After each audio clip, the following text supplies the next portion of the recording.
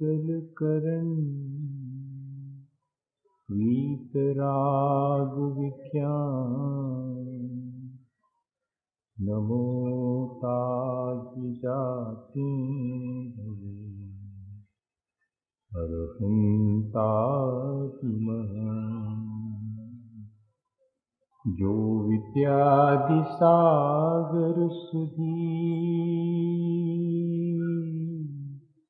जो विद्यादि सागर सुधी गुरु हैं हितैषी शुद्धात्म में निरत नित्य हितोपदेशी वे पाप ग्रीष्म ऋतु में जल हैं सयाने पूजूं उन्हें सतत केवल ज्ञान पाने पूजूं उन्हें सतत केवल ज्ञान पाने। बोलिए भगवान। आज एक दिन और हमारे पास हमारे सौभाग्य से हमें मिला है। अपने जीवन के अच्छे बनाने के लिए हम आज भी बैठकर विचार करें। शायद सबके जीवन में होता होगा, बचपन में ऐसा होता है कि जब सोने लगते हैं रात में और इम्तिहान के दिन है, परीक्षा के दिन है, तो बड़ा कॉन्फिडेंस लूज हो जाता है कि क्या पता सुबह सुबह अर्ली मॉर्निंग एग्जाम के लिए जाना है और उठ पाएंगे कि नहीं उठ पाएंगे। बड़ी अनिश्चितता मालूम पड़ती है। उस अनिश्चितता के बीच में अपन माँ को क्या कहते हैं कि माँ कल परीक्षा का दिन है और मैं सुबह से जल्दी ना उठ पाऊं तो तुम मुझे उठा लेना। इतना कहने के बाद अपन सोने की तैयारी करते हैं, पर फिर एक बार रिमाइंड कर देते हैं उस बात को कि कहीं ऐसा ना हो कि माँ भूल जाए। तो फिर से माँ को कहते हैं कि माँ देखो, याद रखना कल हमारा इम्तिहान है, कल अगर हम ना उठ पाए जल्दी तो तुम जल्दी उठा लेना। और सुनो, अगर मैं नहीं उठने की जिद करूं तो तुम जबरदस्ती मुझे उठा देना, और अगर मैं उठने से बिल्कुल इनकार करूं, हाथ पैर भी मार दूं, तो तुम अन्यथा मत के लेना, मुझे जगह जरूर लेना। और पूरे विश्वास के साथ अपन सो जाते हैं। क्या चीज है जो अपने को निर्भय करती है, निश्चिंत करती है? एक विश्वास है माँ के प्रति कि सुबह वो मुझे जगा लेगी। ऐसा ही विश्वास अगर सच्चे देवगुरु शास्त्र के प्रति अपना हो जाए, इस संसार में जो मोह की निद्रा में हम सोए हैं ये समझ में आ जाए और हमारे मन में ये ललक पैदा हो जाए कि कोई हमें इस मोह की निद्रा से जगा ले, तो कितने निश्चिंत होकर के फिर हम इस संसार में रह सकते हैं। लेकिन इसके लिए ज़रूरी है कि ऐसा विश्वास, ऐसी श्रद्धा, अपने आप को पूरा सौंपना, समर्पित कर देना। जैसे कि सुबह जागने के लिए माँ के चरणों में अपने को समर्पित कर देते हैं पूरे विश्वास के साथ कि वो जगा लेगी। ठीक ऐसे ही सच्चे देवगुरु शास्त्र के चरणों में अपने आप को सौंप देना, समर्पित कर देना, तब जाकर के हम इस मोह नींद से उठ करके, जाग करके अपने जीवन को अच्छा बनाने की शुरुआत कर सकते हैं, मोक्ष मार्ग को अंगीकार करके और मोक्ष तक पहुंच सकते हैं। असल में हमें लगता है कि दूसरे के चरणों में हम माथा क्यों झुकाएं, हम क्यों अपने को समर्पित करें, इसमें तो हम पराधीन हो जाएंगे। एक बंधन समझते हैं हम समर्पण को, लेकिन वास्तव में श्रद्धा और समर्पण बंधन नहीं है, वो स्वाधीनता है। लगता जरूर है कि हम बाइंड अप हो गए, किसी के चरणों में झुक गए, तो उसके अनुसार चलना पड़ेगा। लेकिन हम अपने अहंकार से मुक्त हो गए। श्रद्धा के माध्यम से हम सारे संसार के प्रति जो हमारे मन में कर्ता पने का भाव है, भोक्ता और स्वामी पने का भाव है, हम करने वाले हैं, यह जो भाव है ये अपने आप जिसके प्रति श्रद्धा होती है और एक बार मन के भीतर जागृत होती है, तो सारे संसार के प्रति हमारे मन में फिर आसक्ति धीरे धीरे, अज्ञानता जिसको अपन सोना कहेंगे, मोह का अंधकार, वो सब अपने आप हटने लगता है। विनोबा के जीवन में बहुत बचपन की बात है, वो देखा करते थे रोज माँ दही जमाती थी। तो जब दही जमाती तो उसमें दूध में जामन भी डालती और भगवान का नाम लेती। तो रोज देखते थे विनोबा। एक दिन माँ से धीरे से कहा कि माँ, मुझे एक बात समझ में नहीं आई। मैंने कहा क्या? बोले दही जामन डालने से जमता है कि भगवान का नाम लेने से जमता है? अगर भगवान का नाम लेने से जमता है तो जामन डालने की क्या जरूरत, और अगर जामन डालने से जमता है तो भगवान का नाम लेने की क्या जरूरत? ऐसा उनके मन में 10-11 साल के थे तो ऐसा क्वेश्चन उठ गया। तो माँ बहुत जोर से हंसी और फिर समझाया कि बेटे, दूध तो जमता है, दही बनता है जामन के माध्यम से, लेकिन मुझे ये अहंकार ना आ जाए कि मैंने जमाया है। मैं भगवान का स्मरण करके और जामन डालती हूं ताकि इस अहंकार को तोड़ सकूं। ये श्रद्धा मन के भीतर एक बार अगर उत्पन्न हो जाती है भगवान के प्रति, सच्चे देवगुरु शास्त्र के प्रति, तो वो कितना बड़ा काम करती है। हमारे भीतर कर्तापने को, स्वामीपने को, अहंकार को नष्ट कर देती। हमें एक विवेक की दृष्टि मिल जाती है। ज्ञान और विवेक में बहुत फर्क है। ज्ञान में तो सिर्फ इंफॉर्मेशन है, नॉलेज है, बहुत सारी चीजों को अपन ने जान लिया, लेकिन उन चीजों में से कौन सी हितकारी है, कौन सी अहितकारी है, ये कौन बता पाएगा? ये ज्ञान थोड़ी बता पाएगा। ये तो ज्ञान के साथ जो विवेक उत्पन्न हुआ है, और वो विवेक श्रद्धा की आंख के बिना उत्पन्न नहीं हो सकता। तो श्रद्धा बहुत जरूरी है उस ज्ञान को विवेक तक ले जाने के लिए, वरना तो आंख तो सबके पास होती है। इन दो चर्म चक्षुओं से कितना देख सकते हैं अपन संसार को, लेकिन अगर हृदय की आंख, श्रद्धा की आंख से अपन देखें, तब अपन इस संसार में जो वास्तव में पाने योग्य है, जो ग्रहण करने योग्य है, उसको देख पाएंगे। क्या हुआ एक बार कि एक व्यक्ति चला जा रहा था रास्ते से, उसके आंख नहीं थी, दोनों अंधा था, लाठी टेक टेक करके चला जा रहा। उसका दुख एक साधु बाबा जी से देखा नहीं गया कि बहुत दुखी है, बेचारे को कुछ सूझता ही नहीं है, कैसे अपना काम करता होगा, मैं भगवान से इसके लिए प्रार्थना करूंगा। तो उसको बिठाल करके कहा कि भाई तेरे रोशनी आ जाए, इसके लिए थोड़ा सा धर्म ध्यान अपन करते हैं, भगवान का स्मरण करते हैं, तुम भी श्रद्धा के साथ भगवान का स्मरण करो कि मुझे रोशनी मिल जाए।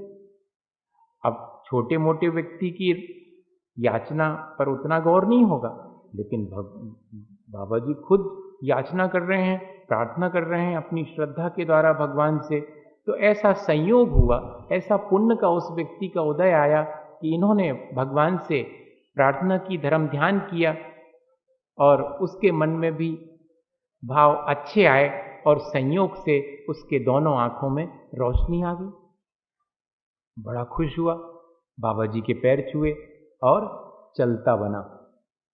सबसे बड़ी चीज अपन के साथ ये है कि अपनी श्रद्धा स्वार्थपूर्ण होती, और कुछ नहीं है। श्रद्धा तो है लेकिन स्वार्थपूर्ण है। स्वार्थ पूरा होने पर भी श्रद्धा टूट जाती है, और स्वार्थ पूरा नहीं हो तो भी श्रद्धा टूट जाती है। ऐसी अपनी बहुत कच्ची और कमजोर श्रद्धा है। उस व्यक्ति के भीतर भी बाबा जी के प्रति ऐसी ही श्रद्धा थी। जब आंखें नहीं थी तो उसके मन में बाबा जी के प्रति बहुत श्रद्धा थी। कौन सी श्रद्धा थी? स्वार्थपूर्ण, बाबा जी के माध्यम से मेरे आंख में रोशनी आ जाएगी। तो जैसी रोशनी आई, चलता बना वो। बाबा जी कौन होते हैं? और अपने सब संसार के कामों में लग गया। बाबा जी ने कहा ठीक है, मेरा कर्तव्य था, मैंने किया, आपको अच्छा रास्ता बताया, आपकी आंख में रोशनी आ गई, अब तुम्हें जो करना हो वो करो। जैसे महाराज जी रास्ता बता देते हैं, फिर कहते तुम्हें जो कुछ करना है सो कर, हमारा काम था, हमने कर दिया। तो ठीक उसी तरह बाबा जी ने उस व्यक्ति को भी चले जाने दिया, कुछ नहीं बोले। कुछ दिन के बाद, साल 2 साल के बाद, फिर एक दिन अचानक रास्ते से गुजरते वो व्यक्ति सामने से आ रहा था और बाबा जी की नजर उस पर पड़ गई। उसने भी देख लिया कि बाबा जी हैं, लेकिन अब नजर बचा करके उसने निकलने की कोशिश की कि बाबा जी ना देख पाए। पर सामना तो हो ही गया। अब जब सामना हो गया तो थोड़ी श्रद्धा तो व्यक्त करनी पड़ेगी। तो जाकर के बाबा जी के पैर छू लिए। बाबा जी ने धीरे से कहा कि शायद तुम वही व्यक्ति हो जिसके लिए मैंने रोशनी मिले ऐसी प्रार्थना की थी। बोले हाँ बाबा जी, हम वही हैं, आपने ठीक पहचाना। इतनी चर्चा के बीच उसके मुंह से गंध पहचान करके बाबा जी को बहुत दुख हुआ। बोले भैया, हमने तुम्हारे लिए भगवान से प्रार्थना करके आंख की रोशनी दिखाई, लेकिन तुम तो व्यसन में पड़ गए, शराब पीने लगा था वो व्यक्ति।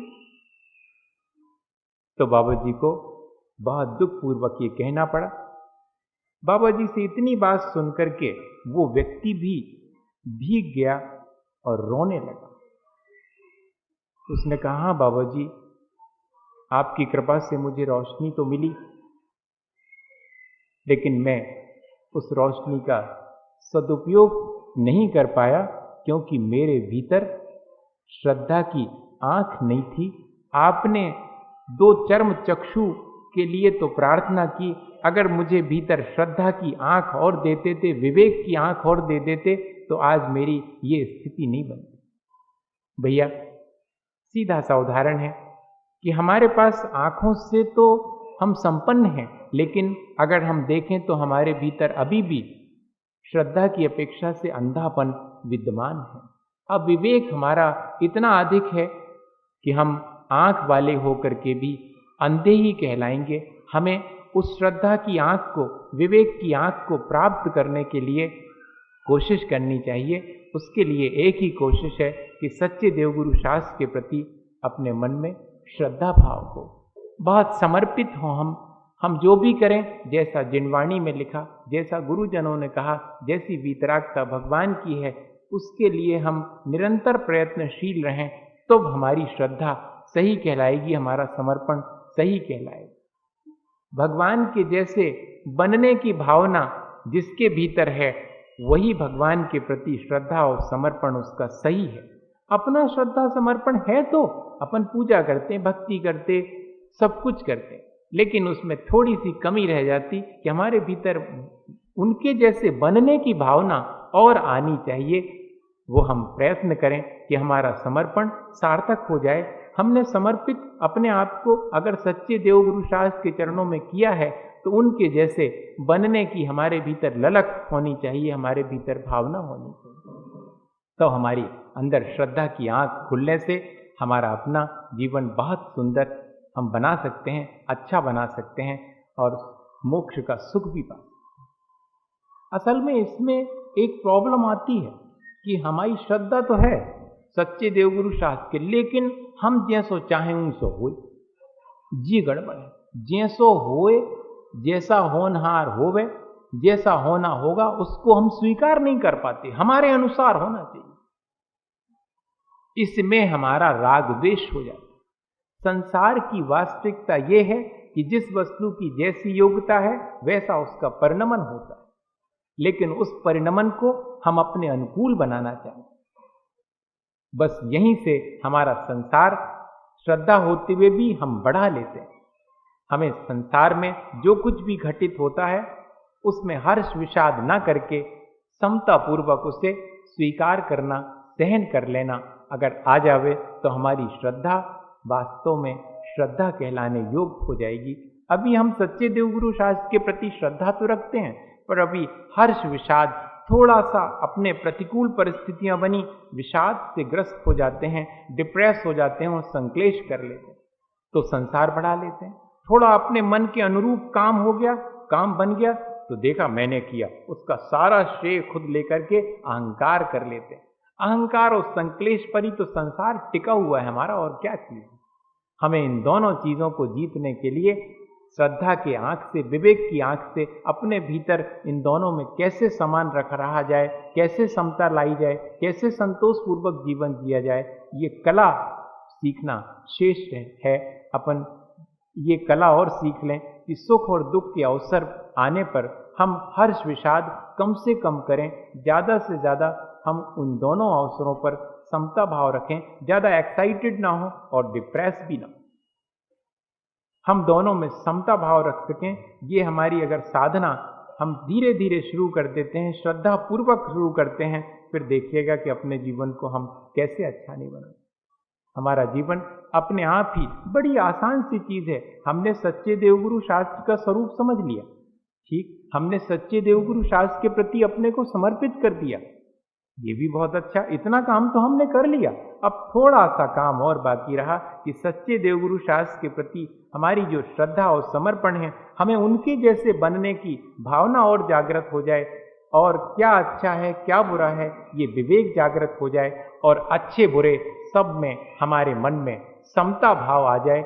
इतनी और साधना अपन को करनी है। जो शेष जीवन है अपना बचा है, उसमें अपन ने आधा काम तो कर लिया, थोड़ा काम और करने के लिए रोज रोज प्रयत्न अगर अपन करते हैं तो ऐसा नहीं है कि असंभव है, हमारे लिए संभव है। हम मनुष्य हैं, हमने इतना अपना विकास कर लिया है, थोड़ा सा काम और हमें करना शेष रहा कि हर स्थिति में और हम समता रख सकें, प्रतिकूल अनुकूल स्थितियों में संक्लेश और अहंकार न करें, तो हम अपने संसार से पार होने के लिए रास्ता बना सकते हैं। एक छोटी सी घटना आपको सुनाता हूं।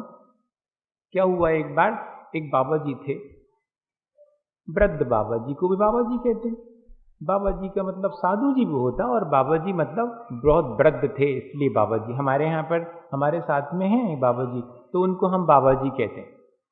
अब वो साधु तो नहीं है, अब बनेंगे धीरे धीरे, लेकिन जब उनको बुलाना होगा बाबा जी को बुला लो।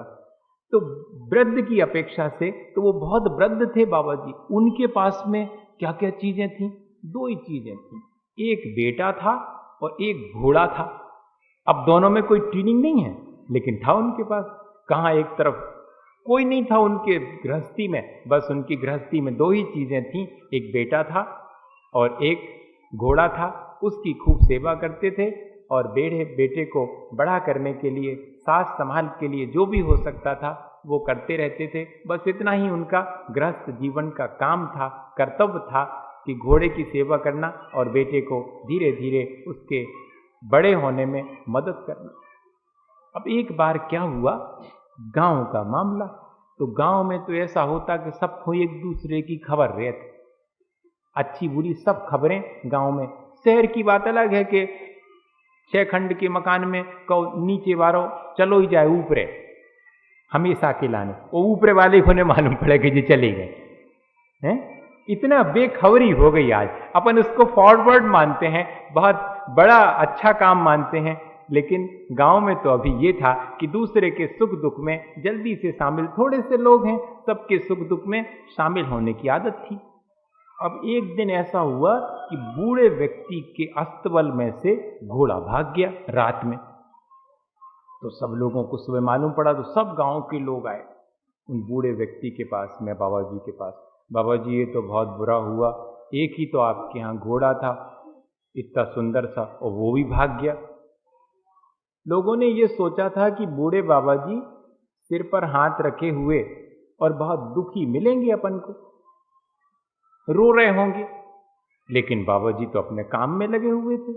बाबा जी ने उनकी संवेदना को ठीक ठीक सुना, पर तुरंत बोले कि ये मत कहो कि अच्छा हुआ कि बुरा हुआ, सिर्फ ये कहो कि कल तक मेरे यहां पर घोड़ा था, अब घोड़ा भाग गया।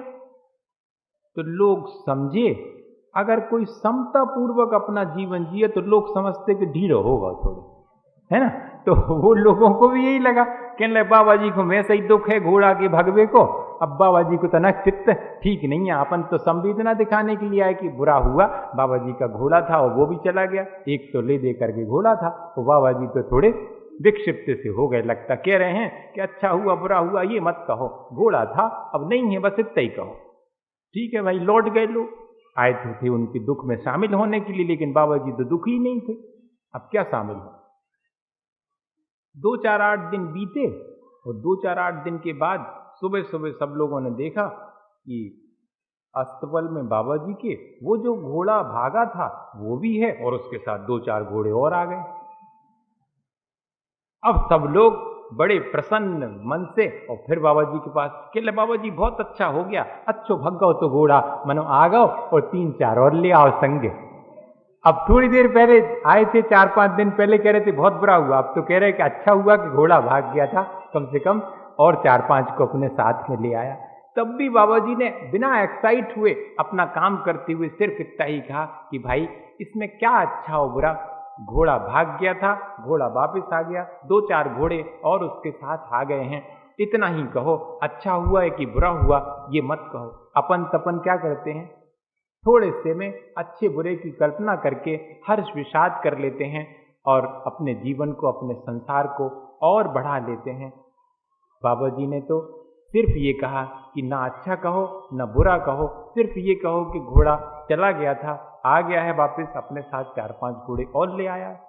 अब क्या हुआ, अभी पूरी नहीं हुई कहानी है, वो तो पूरी हो जाएगी अब तो उसमें और आगे भी है। क्या हुआ कि अब जो 4-5 नए घोड़े आए थे तो पुराने वाले घोड़े की तो सवारी वो उसका बाबा जी का बेटा खूब करता था, उसने सोचा कि अपन नए वाले घोड़े की भी सवारी करें। तो सवारी करने के लिए नए वाले घोड़े पर बैठा, वो बैठ करके और सवारी करने लगा, लेकिन नया वाला घोड़ा तो बहुत चालाक था, उसने उस युवक को नीचे पटक दिया तो उसका पैर टूट गया, फ्रैक्चर हो गया उसमें। अब ले फ्रैक्चर, वो पट्टा वट्टा चढ़ाते हैं वो चढ़ गया, अब पैर सीधा ही का सीधा है, मुड़ ही नहीं सकता, बड़ी तकलीफ में वो घर के बाहर बैठा हुआ है। सब लोग फिर गांव के आए संवेदना दिखाने बताने के लिए कि ये तो बड़ा बुरा हुआ, एक ही तो बेटा था जी, कहाँ से और नए घोड़ा आ गए और काय को सवारी करी, उनने पटक दो तो लग गई। अब देखो, थोड़ी देर पहले कह रहे थे कि अच्छा हुआ कि 4-5 घोड़े आ गए, लेकिन अब इससे अच्छा तो एक ही घोड़ा था, काय को 4-5 और आए, उसने उस बच्चे को पटक दिया और आपके पैर टूट गया। तो फिर भी बाबा जी ने अपना काम करते हुए और शांति से कहा कि भाई इसमें क्या अच्छा बुरा, सिर्फ ये कहो मेरा बेटा पहले स्वस्थ था, अब उसके गिरने से चोट लग गई है, पैर में तकलीफ हो गई है, बस इतना ही, इसमें क्या अच्छा है क्या बुरा है ये मत कहो, समता पूर्वक अपना जीवन जीना चाहिए। अब बताइए अपन ऐसा कर पाते? नहीं कर पाते। अपने को यही तो सीखना है कि ऐसे अवसर आ जाएं तब अपने को कैसा करना। अपन तो बहुत जल्दी एक्साइटेड हो जाते हैं, कुछ अच्छा हो जाए तो, कुछ बुरा हो जाए तो बहुत जल्दी डिप्रेस होकर के यहाँ वहाँ हाथ फेंकते हैं, इससे उससे कहेंगे भैया हम तो यहाँ सो हो गओ, भैया हम तो यहाँ सो हो गओ, तुम तनक मदद कर दो। अब ले अपने पाप का उदय होगा, इसलिए ऐसा हुआ, अपने पुण्य के उदय में अच्छा हुआ, पाप के उदय में बुरा हुआ। अपने पुण्य और पाप अपने कर्मों पर अपना विश्वास गड़बड़ा जाता है, अपने मन के अनुकूल होता है तब भी अपन अहंकार कर लेते, अपने मन के अनुकूल नहीं होता तो विषाद कर लेते हैं, जबकि परिणमन तो वस्तु का अपनी योग्यता के अनुरूप जैसे कारण मिलते हैं वैसा परिणमन हो जाता है। अपने अनुकूल परिणमन नहीं होता, अपने चाहे अनुसार यहाँ पर कहाँ सब चीजें होती, अपन ने चाहा कि ऐसा हो जाए और तो क्या वैसा हो जाएगा। एक जगह लिखा हुआ है कि पहाड़ अगर सब अपने चाहे अनुसार होता तो बड़ा गड़बड़ हो जाता। पहाड़ अगर ये सोचता कि बहुत दिन हो गए खड़े खड़े अपन तो चलें, तो उसके सोच के अनुसार हो जाए तो सब चौपट हो जाए मामला, पहाड़ भी चलने लगेगा। और नदी बहते बहते अगर उसको आ जाए सोचने में कि बहुत दिन हो गए बहते बहते अपन तो अब चुपचाप जैसे पहाड़ रुका हुआ है ऐसे ही आराम से कुछ दिन रुके रहेंगे। तो जितनी उसमें जीव राशि है उसकी सबकी तो हालत खराब हो जाएगी, उसके ऐसा सोचने से अगर घटित हो जाए। भैया कहने का आशय ये है कि हमारे सोचे अनुसार जैसा हमने सोचा वैसा ही हो, ऐसा कोई ज़रूरी थोड़ी है। जैसा परिणमन वस्तु का उसको जैसे निमित्त कारण मिलते हैं वैसा होता है। ये तो अपना अहंकार है कि अपन अपने अनुसार वस्तु के परिणमन के लिए उत्सुक रहते हैं। जिसके भीतर श्रद्धा है, जिसके भीतर विवेक है, वो तो सिर्फ समता रख के और अनुकूल प्रतिकूलताओं को आसानी से जीता है। और संसार में जीने की कला यही है। अभी क्या हुआ, उसका पैर टूट गया था। अब पैर टूट गया था, उतने में पड़ोसी राजा का हो गया आक्रमण इस राज्य पर। तो सबके घर में से एक एक जो नवयुवक है उसको सेना में जाना पड़ेगा, ऐसी मुनादी गांव में हो गई कि भैया सबके घर में से एक युग जो नवयुवक है उसको तो सेना में जाना ही पड़ेगा, क्योंकि पड़ोसी देश ने आक्रमण कर दिया है। अब लेव साहब आ गए राजा के सैनिक वगैरह, और सबके घर में से एक एक युवक को ले जाने लगे। लेकिन उस बाबा जी के युवक के पास में आए तो उसका तो पैर टूटा था, उसको नहीं ले गए। बाकी सबके अपने बेटों को ले गए। तो दूसरे दिन फिर लोग आ गए, कहने अच्छो भाव के पाँव टूट गो, कम से कम घर ही तो है, हमारा तो सेना में चलो गो, और ते का पता बचे कि नहीं। अब बताओ, थोड़ी देर पहले वही पैर टूटना बुरा था, थोड़ी देर बाद वही पैर टूटना अच्छा हो गया। बाबा जी ने फिर भी यही कहा कि इसमें क्या अच्छा और इसमें क्या बुरा, अपन इस तरह भी जीवन जी सकते हैं। अच्छा बुरा का अपन ही मन में धारणा बना लेते हैं कि अच्छा हुआ या बुरा हुआ, वस्तु का परिणमन है, अनुकूल और प्रतिकूल अपन उसको मान लेते हैं। वो तो जैसे निमित्त मिले वैसा होगा, ऐसा मान करके विवेक पूर्वक श्रद्धा पूर्वक अपने जीवन को जो जीता है वो अपने जीवन को बहुत अच्छा बना सकता है। अपन भी कोशिश करें कि अपन भी श्रद्धा की आंख, समर्पण की आंख अपने भीतर खोल लें और अपने विवेक के माध्यम से अपने जीवन में होने वाली अनुकूलताएं और प्रतिकूलताओं को जितना जिससे हो सके उतना सहन करने की कोशिश करें। ज़्यादा एक्साइट ना हो अपने मन का हो जाने पर, और अगर अपने मन का नहीं हुआ तो बहुत डिप्रेस होकर के और जीवन ही स्पाइल कर दिया। आज के समय में देखते हैं अपन कितने केसेस तो आते हैं, छोटे छोटे बच्चे जिनको अभी कुछ बुद्धि भी नहीं है, परीक्षा में थोड़े नंबर कम किया है, फेल हो गए तो सुसाइड कर लिया। जी क्या चीज़ है जी, तो एकदम डिप्रेस होकर के करने की प्रक्रिया है। तो अपन को इसको जीतने के लिए प्रयत्न करना चाहिए, अपने जीवन को समता पूर्वक जितना अपन जी सकें वैसा जीने के लिए, अच्छा बनाने के लिए प्रयत्न करना चाहिए। इसी भावना के साथ आज अपन नमोकार करते हैं।